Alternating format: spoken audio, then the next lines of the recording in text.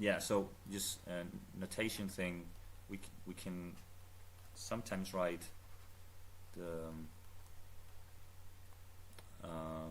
Taylor's polynomial of a function like this in a more compact way, right?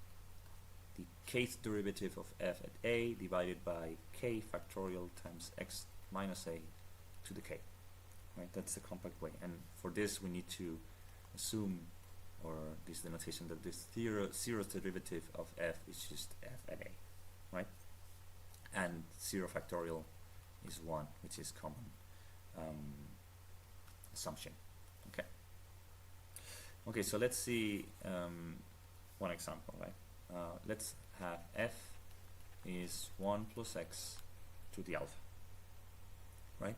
So let's see it's Taylor's polynomial of degree n at 0, right? So we have f at 0 is obviously 1, and then f prime at 0 is the derivative of this, which is alpha times 1 plus x to the alpha minus 1, right? And then this is when x equals 0, and so this is equal to alpha, right? Then the second derivative is going to be alpha times alpha minus 1, right? Times 1 plus x to the alpha minus 2, evaluated at x0. This is alpha times alpha minus 1.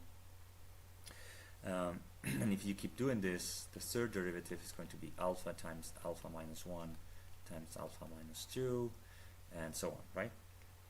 You go to, and the nth derivative at 0 is going to be alpha times alpha minus 1 times alpha minus 2 times blah blah blah times alpha minus, and then we have n plus 1, right? So this is third derivative 3 plus 1, second derivative 2 plus 1, nth derivative n plus 1. Okay, so now we can write the polynomial, or using the Taylor's theorem, just write the equivalence, so the equality of this as 1 plus, and then alpha times x, sorry, alpha times x plus alpha times alpha minus 1 divided by 2 x squared plus, and keep going, and then we have alpha times alpha minus 1 times alpha minus n plus 1 divided by n factorial times x to the n plus small o of x to the n when x goes to 0. Okay, this is the Taylor polynomial of this function.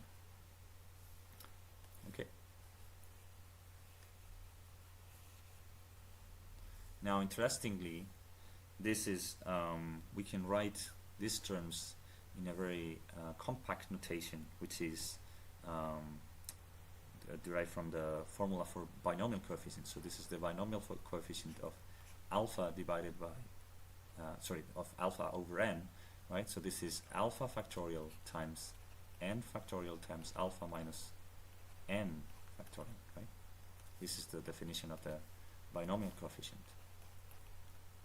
Now when you divide these two things, you have alpha times alpha minus 1 times, and then once you start with alpha minus n, all of these terms in the numerator vanish. So this is just alpha minus 1 times alpha minus n plus 1 divided by n factorial. So this is this term here. So there's a very compact way of writing this function, 1 plus x to the alpha, as the sum from k equals 0 to the n of, and then we have alpha over k, the binomial coefficient of alpha over k, times x to the k, all of this plus small o of x to the n. Okay, and this is basically the binomial formula so this is Newton's binomial, right? This is what Newton proved in all the way back in 1665, all the way back to there, right?